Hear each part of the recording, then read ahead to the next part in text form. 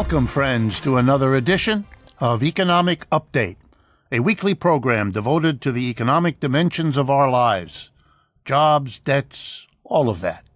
I'm your host, Richard Wolff. Today's program is going to be devoted, in a sense, to a single topic, fascism. It is back on the radar all around the world in a way that we haven't seen since pretty much the 1930s, almost a century ago. And in that lies a lesson that we're going to develop in this program. But first, let's talk about how it's back in the news and why. Well, first, and perhaps most important, is to recognize that the fascist response to society's problems has very often featured what is called a strong man. The way this game is played out politically is that the society, as it begins to crumble, and we're talking about capitalist societies, whether in the 1920s and 30s in Germany or Italy or Japan or any of the other countries which had this kind of problem, when capitalism begins to unravel, to fall apart, one of the responses, understandably, is for someone to step up and say, well, the society's falling apart, the traditional political parties are not being able to function, or they're not saving the situation, so here I am, the strong man who will lead us out of all of this trouble. So let's go through the current crop of strong men. You all remember the old crop, the Mussolini, the Hitler, etc. Well, today we have, in Hungary, Viktor Orban. In the United States, Donald Trump. In Brazil, Jair Bolsonaro. I could go on, but you get the picture. They're popping up all over the place. In France, you don't yet see them in power, but you see them running political parties. Marine Le Pen in the National Front organization. In Germany, there's a political party that has zoomed into prominence called the Alternative for Germany, Alternative für Deutschland. And again, you can see in Spanish politics, you can see in the government of Italy, and so on, the emergence of strong popular leaders like Mr. Trump, who's going to sort it all out.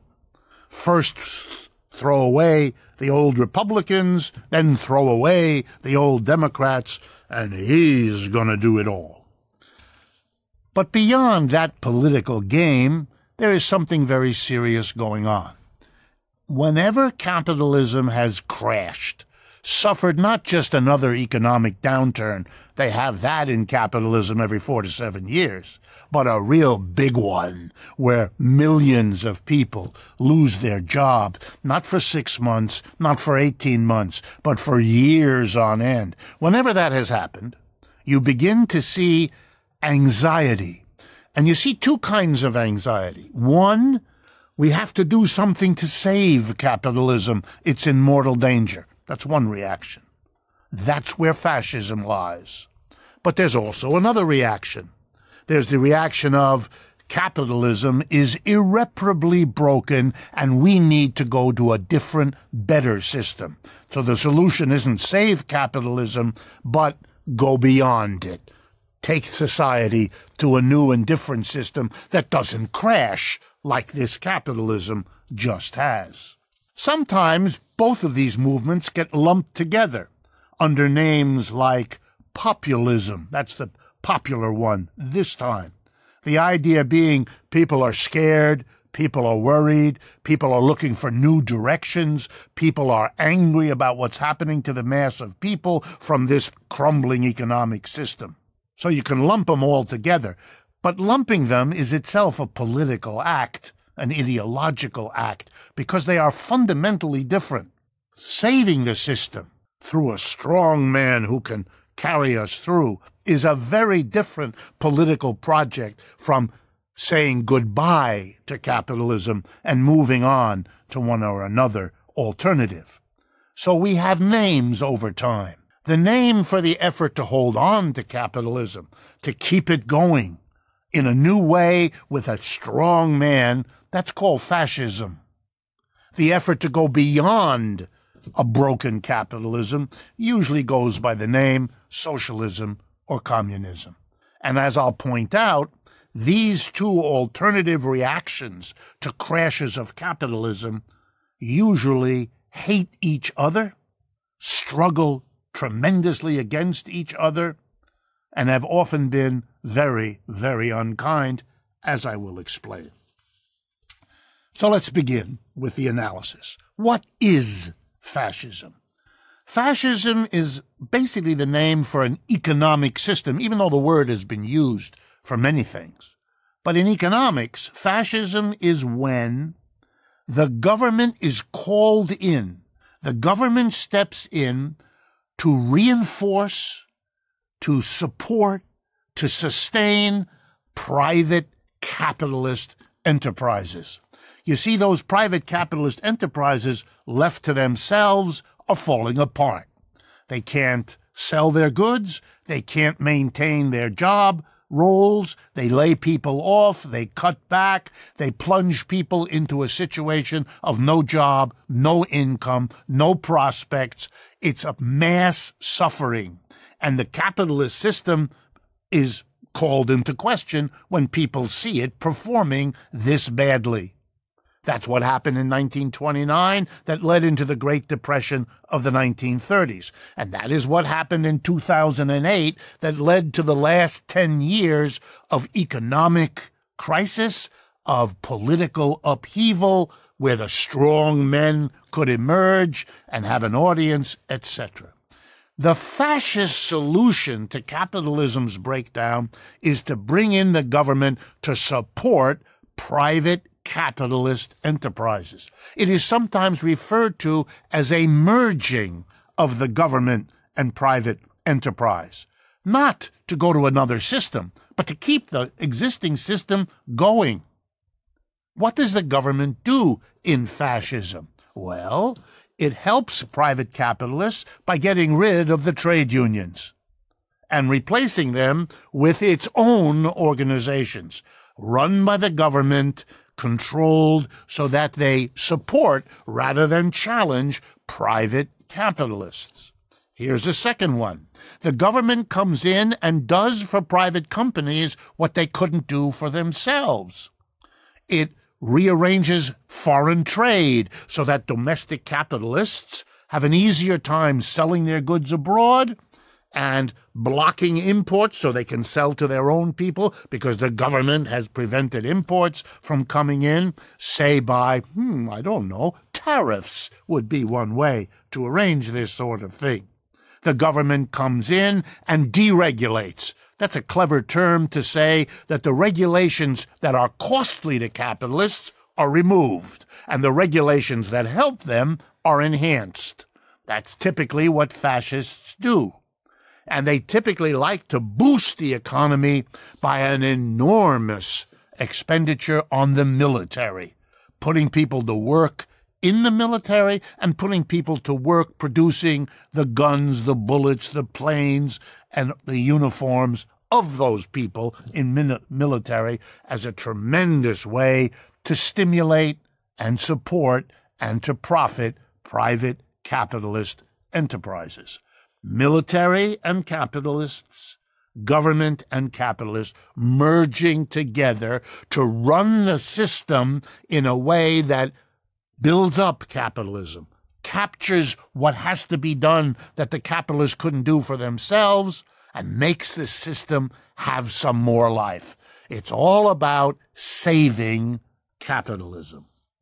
Now, the problem is, of course, that while they're doing that, the other side of the reaction to capitalism's crashes is not sitting by and having tea. The socialists point to the breakdown of capitalism and say, see, we told you so.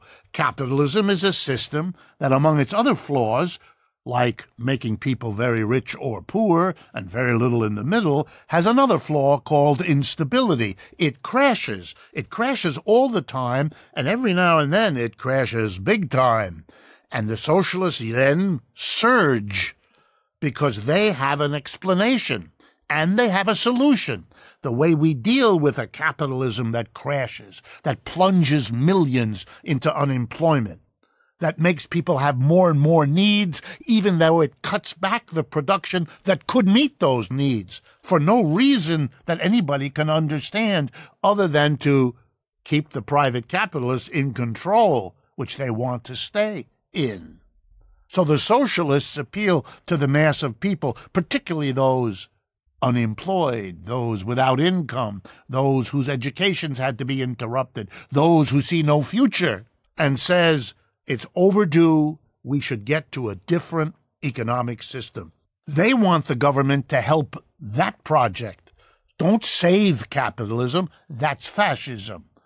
Help the mass of people move beyond capitalism to a socialist system, where things are run not for capitalists, but for the mass of people, where things are run to enable people to control their lives rather than controlling them in the interests of a system that already shows it can't work without that kind of rigid control. Fascism means the control of a population to save capitalism. Socialism means go beyond it. And they have trouble, these two. So one of the things the fascists offer, the fascist political parties, the fascist leaders, what they offer to the big businesses that they're saving is to squash, to remove, to end the power of the socialists. And typically they have done that not only in legal ways, but in illegal ways. Let me just give you a few examples from history. The leading communist intellectual and political leader in Italy at the time of the rise of Mussolini's fascism was a man named Antonio Gramsci. In the 1920s, when fascism arose because capitalism, while not crashing quite, was having terrible troubles and messing up people's lives, he arrested Antonio Gramsci, put him in jail for the rest of Gramsci's life, and effectively killed him. The other major fascist leader in the 1930s, Adolf Hitler, will go down in history, as he already has, for having killed people on a scale we've really rarely seen in human history, and with a ferocity in which socialists, communists, as well as Jews and gypsies and others were simply destroyed physically so that they would be removed, as were all the leaders of independent workers' organizations. Fascists kill socialists almost everywhere where you see fascism. And that's a service they provide to capitalists too, because it destroys the most active leading forces within the working class, saying that the solution to a broken capitalism is to go somewhere else. Well, we've come to the end of the first half of this program devoted to analyzing fascism. We will be right back in a few seconds. And I would like to take a brief moment to tell you about my latest book. It's called Understanding Marxism. Americans, especially now, confront mounting evidences that our capitalist system is in big trouble. It clearly serves the 1% at everyone else's expense. Marx was a social critic who identified capitalism as not an end of human history, but rather merely the latest phase of human history, which, as we now see, needs a transition to something better. We offer this essay now because many of Marx's criticisms of capitalism remain important and useful for the social change we need now more than ever. You can get your copy of Understanding Marxism today by simply going to lulu.com, that's LULU.com, and searching for Understanding Marxism by me, Richard D. Wolff. We are also very proud that this book is the first one published by our group, Democracy at Work, and we're proud to be able to bring it to you at this time. Welcome back, friends, to the second half of Economic Update, and our discussion today of fascism, particularly the economic forms of fascism. Well, if you've understood what we said in the first half, then it follows that capitalists are in trouble and that they're going to need to change the way the world works for them to survive. The old way, which in our case right now was free trade, globalization, allowing money and people to move around the world to wherever the jobs and the profits are, the whole free trade world, won't work for capitalism anymore. They're not making the kind of money they wanted to. They're laying people off. They're going through a crisis like the crash that happened in 2008. So fascism is the plan to get around all those problems by reorganizing and having the government come in, not the government staying out while private enterprises do their thing. That's what got us into the crash of 2008. No, now it's the government stepping in and making a capitalism work that can't work without the government.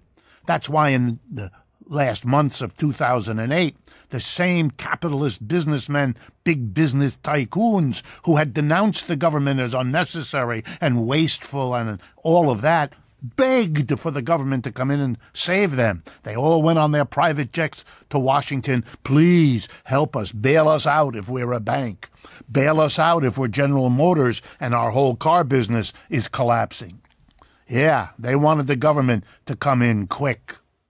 And it turns out a quick fix wasn't enough. They needed the government to be there a long time. That's what happens when capitalism crashes. And fascism steps in. But the problem with fascism has always been that for the government, which at least publicly is supposed to represent all the people, supposed to attend to the needs of all the people, is now busily being used by the biggest capitalists to save them, their profits, their social position sitting at the top of the economic pyramid that we call capitalism. So the government can't say, we're saving the people who run this show. We're saving the few who are capitalists. No, we're not going to waste a lot of time on the mass of the people, the majority. Now, they couldn't possibly say that because that's not tolerable. So there has to be another way that you can justify, another way to contextualize, another way to paint the movement of the government in to support private capitalism. It can't be admitted for what it is. What's the disguise? What's the way to get it done? And the answer is really simple. Nationalism. It's always been the go-to thing to say. The argument being the government is stepping in and taking over and getting rid of these people and changing everything and manipulating everything, not to help capitalists, heaven forbid, but to help the nation. The whole nation is at danger, and the government is going to step in and save the nation. Meanwhile, taking all the steps that fascism always involves. Getting rid of the labor unions, getting rid of the socialists and communists, getting rid of the regulations that impede profits, manipulating the foreign rest of the world to make things more profitable for your people here, to help capitalists who can't help themselves anymore. And nationalism is the disguise. Hitler wasn't helping big business. He even called his party the National Socialist Party, as if he could fool people into thinking that he had something to do with socialism. And he saved Germany from the evil Russians against whom he went to war, from the Jews, from the gypsies, from the homosexuals, from all the people he then savaged to give the Germans the idea, I'm saving Germany. Mussolini did the same thing in Italy. Bolsonaro is talking like that in Brazil. He's saving Brazil from the evil people who threaten the nation. And now let's use the best example, Mr. Trump. Do we have fascism in America? Not yet. No, we don't have it yet. But boy, have we got movement in that direction, and it would be naive and ignorant not to see it. Let's go. Mr. Trump attacked free trade. He attacks globalization. He attacks all the notions of the free market being the best way to organize an economy, something we've been told for the last 50 years. No, no, no. He is going to punish the Russians. He's going to punish the Chinese. He's going to punish the Europeans. He's going to control the trade by hitting them with taxes. The government's going to intervene massively in international trade. He's proud of it. And why? To save the nation. He's going to block the border on the southern part of the United States to save America's something from the hordes of caravans coming in and taking away our national identity. Get the picture? He's a strong man who's going to do it. He, in December of 2017, he gave big business the biggest tax cut it had ever seen. After 40 years in which they had become more wealthy, after 40 years in which the wages in America went absolutely nowhere, when business didn't need another boost, they were falling apart despite the benefits they've gotten, so he had to come in and give them another big boost. These are all signs of a nationalism that's disguising a service to capitalists who can't make it on their own, as evidenced by the crash of 2008 and the 10 years since then that have been a lost decade for most American working-class families. Wow. And yet there are still people, and this is the final point that we will have time for today, there are still people who make an equation between fascism and socialism, who like to think of them as somehow together having a big role for the government and that that's the issue. That's a remarkable act, given that Hitler attacked and destroyed the Soviet Union, given that every fascist has been the enemy of socialists and vice versa for as long as modern history has any records of these two social forces. Yes, they both want the government to step in, but that's where it ends. They want the government to step in for radically different reasons on a different project going to a different future. The fascists want the government to come in and reinforce, stabilize private capitalist profits. And the socialists want the government in to help transform society so it isn't capitalist anymore, so that the number one guide to what gets produced, what gets invested in, isn't profits for a few, but social benefits for the many. The socialists are the ones who make fun of the notion that if you do something for private profit, it'll trickle down and help everybody else. No, it doesn't, they point out, which is why the inequality that we have seen in the last 30 years only worsens the inequality that capitalism already had. And that's why the so-called solution to the instability of capitalism, its periodic downturns punctuated by the collapses and crashes that we've been talking about today, socialists argue that's not a system worth preserving. That's not a system that should be fixed up yet again. It is a refrigerator that has broken down so many times that the only logical and sensible response is to get a new one, to go to a different one, not to keep fixing something that works as badly as this one has now done, and repeatedly. Well then, what can we say about this? Well, the first and most important lesson is fascism is the effort by the richest people in the society, sitting on top of the biggest corporations, to save the system that made them rich after it has gone through a crash, like 1929, like 2008. That's what it's about. Save the system. Get rid of the critics of the system, the left, the socialists, the communists, the critics. Shut them up.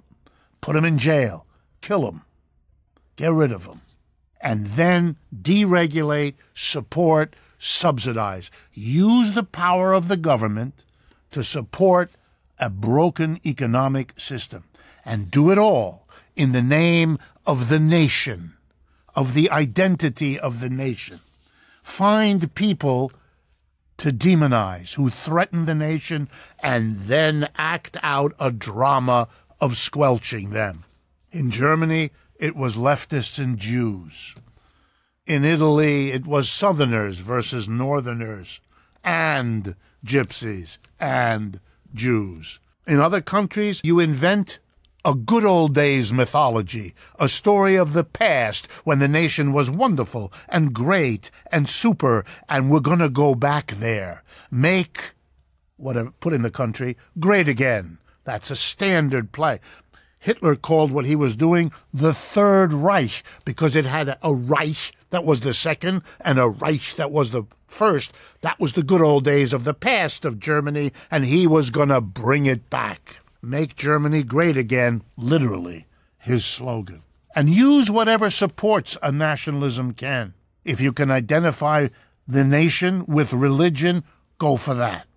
Use religion as a way. We're protecting our religion is we're protecting our nationalism. And we're going to have a powerful government that does that so you can disguise and cover the support for a broken economic system against its critics. And build up the military. Why? Because that, too, is protecting the nation against foreign endangerment of whatever kind you can conjure up. The nationalist hysteria is a mechanism fascism has always used to support its prime function, which is to rescue, reinforce, and stabilize the instability and the social problems of a capitalist system.